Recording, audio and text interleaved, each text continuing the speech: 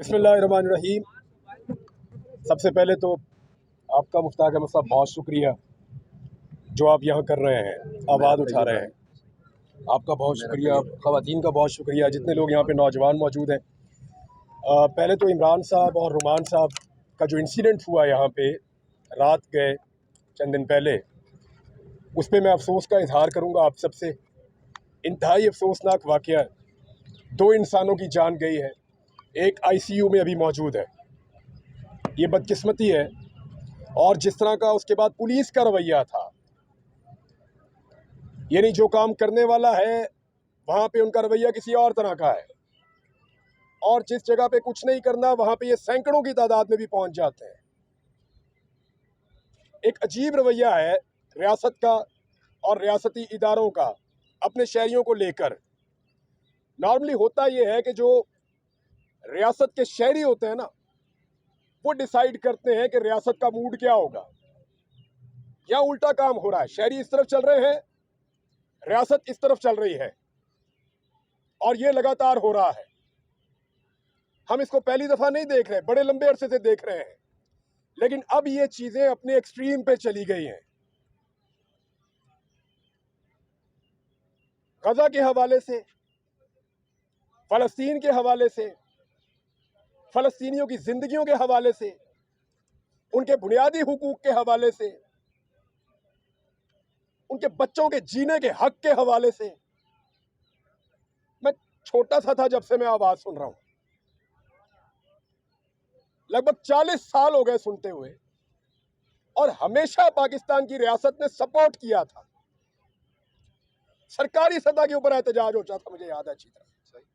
सरकारी सतह पे, चाहे आमिर हो चाहे कोई पॉलिटिकल गवर्नमेंट हो, हमेशा एहतजाज होता था। पाकिस्तानी मिलकर एहतजाज करते थे, मसाजिद में दुआएं करते थे, सड़कों के ऊपर फैमिलीज मिलकर फलस्तीन के साथ खड़ी होती थी। और याद रखिएगा, बहुत सारे इस्लामी मुल्क हैं इस दुनिया में, लेकिन जो पाकिस्तान की अहमियत है वो सबकी नहीं है। आप एटॉमिक कंट्री हैं। आपके यहां से जो आवाज जाती है या आपके यहां से जो बात पहुंचती है, उसमें ताकत ज्यादा है। बाकी मुसलमान मुल्क पैसे में बहुत ज्यादा होंगे, अमीर मुल्क होंगे, कहीं आबादी भी ज्यादा है, लेकिन जो ताकत अल्लाह ताला ने आपको दी है, जो अहमियत आपकी है, वो सबकी नहीं है। हमारी अपनी एक अलग अहमियत है, इसलिए हमारा एहतजाज, हमारा बोलना हमेशा से मानी रखता है, हमेशा से। बिल्कुल। इसलिए जब भी हम बोलते हैं उसका असर पड़ता है, और हमने माजी में देखा भी। आज अक्टूबर से लेकर अब तक वो मार रहा है। क्या बेबसी, हम रोक नहीं पाए? अरबों की तादाद है हमारी, वो चंद लाख लोगों को हम रोक नहीं पा रहे। हम तो थोड़े से होते थे यार, थोड़े से होते थे और सबको आगे लगाया हुआ होता था। तारीख गवाह है, सारी तारीख ये बता रही है कि मुसलमान थोड़ा भी होता था ना तो बहुत सारों का मुकाबला कर लेता था। रियासतें कांपती थी, लोग डरते थे। फर्क था गैरत का, गैरत का फर्क था। एक बच्चा मारा जाता था ना, एक खातून के साथ ज्यादती होती थी, सारे मुसलमान उठते थे। उन्हें पता था वापस आएंगे, बदला लेंगे, नहीं छोड़ेंगे।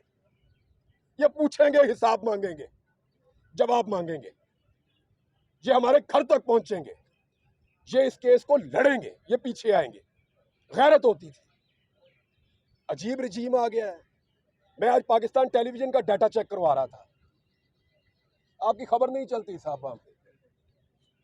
आपको यकीन आ रहा है, अपनी जिंदगी में आपने ये दिन देखा कि पाकिस्तान टेलीविजन आपकी खबर नहीं चला रहा, आप फलस्तीन के हक में निकले हुए?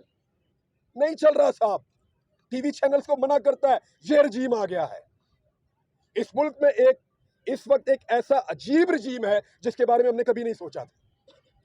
हमने नहीं सोचा था कि कभी ये हुकूमत ऐसी आएगी जो मना करेगी कि फलस्तीनियों के हक के लिए ना निकलो, इसराइल के खिलाफ आवाज ना उठाओ। क्या ये रियासत तस्लीम कर चुकी है और बता नहीं रही?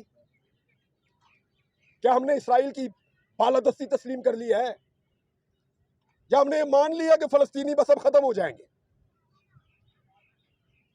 उनको जीने का हक अब नहीं है? लेकिन कम से कम आवाज तो उठाने दो ना, और कुछ नहीं तो दुनिया को तो बताने दो कि हम क्या चाहते हैं, इस मुल्क के लोग क्या चाहते हैं, उनकी आवाज को। खबर चलती जरूर है, मैंने ये चेक किया, खबर चलती है, लेकिन फलस्तीन में क्या हुआ ये बताया जाता है, जी आज इतने शहीद हो गए, बस ये खबर चलती है। खबर ये नहीं चलती कि पाकिस्तानी इसके ऊपर क्या कह रहा है। मुझे अच्छी तरह याद है प्रोमोज बनते थे, मुझे अच्छी तरह याद है स्पेशल सेगमेंट्स होते थे, मुझे अच्छी तरह याद है स्पेशल बुलेटिन्स होते थे, ट्रांसमिशन होती थी कश्मीर के मामले के ऊपर। साहब हो रही है, आपको बुला रहा है कोई? नहीं हो रहा, कोई आवाज उठाने के लिए तैयार ही नहीं है, कोई बात करने के लिए तैयार ही नहीं है। अभी जब ये कल मैं खबर पढ़ रहा था ना, दिल को अच्छा लग रहा था कि नॉर्वे ने, स्पेन ने, आयरलैंड ने फलस्तीन को तस्लीम किया, लेकिन साथ ही मेरे ख्वाब टूट गए जब मैंने मुशाहिद हुसैन सैयद को सुना कि पाकिस्तान की मिलिट्री हाई कमान वो क्या कर रही थी कि हम इसराइल को तस्लीम कर देंगे। मैं नहीं कह रहा, मुशाहिद हुसैन सैयद कह रहे हैं। पावर कॉरिडोर में उनके बड़े ताल्लुकात हैं, एक्सेप्टेबिलिटी बहुत है, वो कह रहे हैं। अल्लामा राजा नासिर अब्बास साहब ने कहा है, उन्होंने कहा जनरल बाजवा ने हमें कहा एनडीयू में इसराइल के सफारतखाने के हवाले से, एक तरफ हम ये खबर पढ़ रहे हैं कि वो गोरे गैर मुस्लिम वो फलस्तीन को तस्लीम कर रहे हैं, साथ ही दूसरी खबर अब ये पढ़ रहे हैं कि यहां पाकिस्तान के अंदर जो करता धरता और ताकतवर लोग हैं वो इसराइल को तस्लीम करने की बात कर रहे हैं। दिल ही टूट गया, तकलीफ हुई है। 70 साल हमें यह बताया गया कि फलस्तीन को और कश्मीर को आजादी लेकर देनी है। हमने जब नई बंदूक खरीदी ये सोचकर खरीदी, मैं अपने बाप दादा से आपको बता रहा हूं, जब नई बंदूक खरीदी ये सोचकर खरीदी कि कभी वक्त आया ना तो कश्मीर और फलस्तीन इसके हक के लिए ये इस्तेमाल हो जाए तो अल्लाह हमसे राजी हो जाएगा, हमेशा ये सोचा। लेकिन आज रियासत की क्या पॉलिसी है किसी को समझ आ रही है? मुंह से कहते हैं हम फलस्तीन के साथ खड़े हैं, और जो फलस्तीन के साथ खड़ा है उसको गाड़ी के नीचे भी देते हैं, डंडे से भी मारते हैं, उसको गिरफ्तार भी करते हैं, उसका स्पीकर भी उठा कर ले जाते हैं, ज्यादती कर रहे हैं। लेकिन ये सारी चीजें तारीख में लिखी जा रही हैं, ऐसा नहीं है कि इनसे जान छूट जाएगी। ये सब रिकॉर्ड का हिस्सा है कि कौन आया, किसने क्या कहा और उसके दौर में क्या हुआ। कल हम किसी को मंजन नहीं बेचने देंगे, साहब गवाह रहिएगा। कल आकर कोई अगर मंजन बेचेगा और वो कहेगा कि मैंने ये किया था और वो किया था, तो उसकी बात नहीं मानेंगे। अब इसका रिकॉर्ड पे रखें। आज इस रिजीम ने फलस्तीन के कॉज को पाकिस्तान के अंदर मैक्सिमम डैमेज कर दिया है, मैक्सिमम। इतना पहले कभी नहीं हुआ था। और अगर आज ये कॉज कहीं पे नजर आ रहा है ना, तो ये सिर्फ आपके साथ मुश्ताक अहमद साहब खड़े। मुझे यहां से ठंडी हवा आ रही है सिर्फ डी चौक से, या कहीं पे जुम्मे वाले दिन दुआ हो जाती है, या कुछ लोग इकट्ठे हो जाते हैं, कोई बात कर लेता है इसके ऊपर। अदरवाइज मुझे जो मैं गैस कर रहा हूं, जो मैं स्मेल कर रहा हूं, या जो चीजें समझ आ रही हैं वो ये आ रही है कि शायद हमारी रियासत मसला फलस्तीन के ऊपर कुछ डिसाइड कर चुकी है जो अभी हमें नहीं पता, ऐसा लगता है। और वो लोग जो पावर कॉरिडोर्स में उठते बैठते हैं वो अब वक्तन फवक्तन इस किस्म के स्टेटमेंट्स देना शुरू हो गए हैं। क्या पाकिस्तान के लोग जो हैं वो इसको तस्लीम करेंगे? बॉल तो फिर पब्लिक के कोर्ट में आ गया ना। डिसाइड तो पाकिस्तान के लोगों ने करना है। बंद कमरों का फैसला जो है वो मुसल्लत तो हो सकता है, लेकिन उसकी कबूलियत और मकबूलियत होगी या नहीं होगी वो हमने 8 फरवरी को भी देख लिया था। डिसीजन तो पब्लिक का होगा फाइनली। तो रियासत को होश के नाखून लेने चाहिए। एक चीज में नहीं, 1 दर्जन चीजें हैं, लेकिन यहां मैं सिर्फ फलस्तीन की बात करूंगा। 1 दर्जन चीजें हैं जिन पर रियासत को होश के नाखून लेने चाहिए।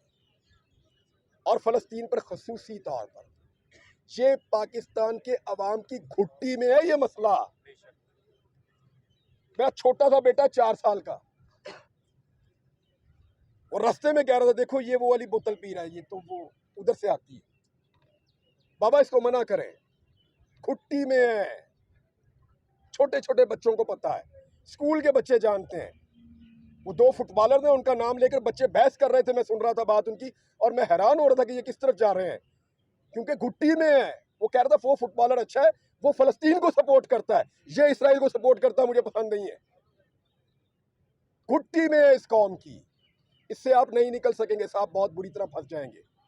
चीज़ों को रिव्यू करें और नेचुरल अंदाज में वैसे चलने दें जैसे पाकिस्तानियों की मंशा है। और मैं मुतालबा करता हूं इस प्लेटफॉर्म से और दूसरे प्लेटफॉर्म्स पे जहां जहां मुझे मौका मिलेगा कि ये जो 2 कत्ल हुए हैं ये रायगां तो नहीं जाएंगे इंशाअल्लाह, ये अल्लाह के यहाँ कबूल है और शहीद हैं 2, लेकिन रियासत की भी कोई रिस्पॉन्सिबिलिटी होती है, कोई जिम्मेदारी होती है। उनका काम सिर्फ सियासी पॉलिटिकल पार्टीज के दफ्तरों पे या सियासतदानों पे छापे मारना नहीं रह गया। उनका काम सिर्फ नाकों पे खड़े होकर शहरियों को परेशान करना नहीं रह गया। उनकी और भी रिस्पॉन्सिबिलिटीज है और भी जिम्मेदारियां हैं।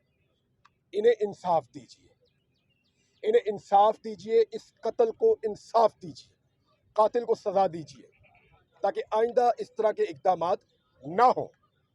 लोग आपके ऊपर एतमाद खो रहे हैं।